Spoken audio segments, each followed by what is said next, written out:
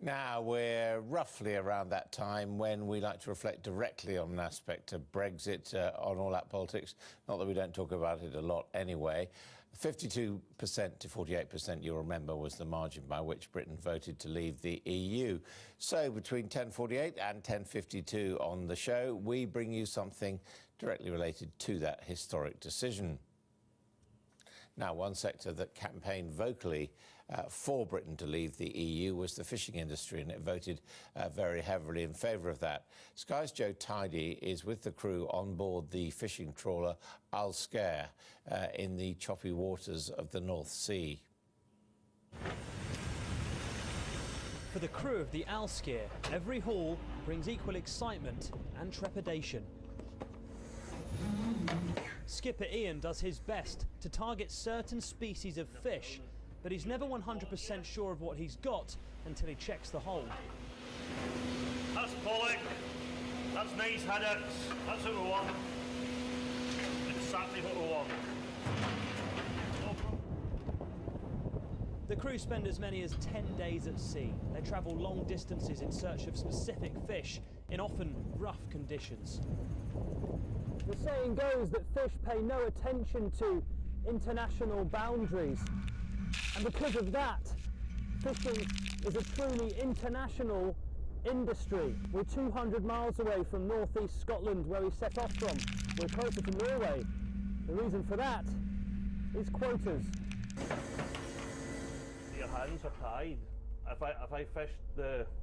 I fished the grounds close to my home, I would be tied up half the year at least, and probably have to pay off half my crew. I know I can catch good quality sized haddocks out here.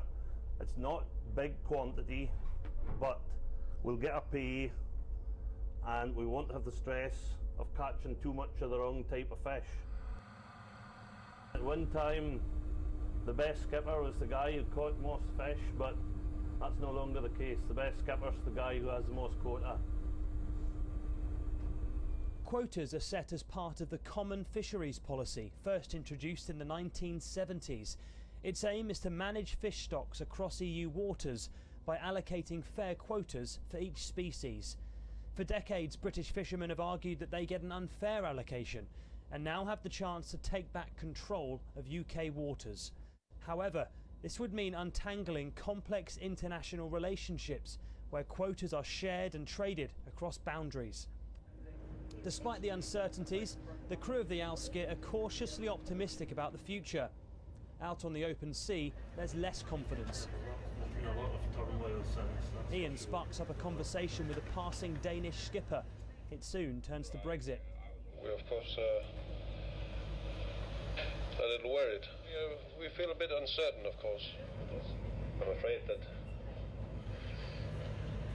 that may be different for you, but not necessarily better. Over. No, there will be no guarantee that it's better. There will be no guarantee that it's better. Negotiating a new fisheries policy has been described as the acid test for Brexit. But with the British industry contributing a measly £426 million to the UK, there's also a danger it could be seen as small fry. Joe Tidy, Sky News, on the North Sea.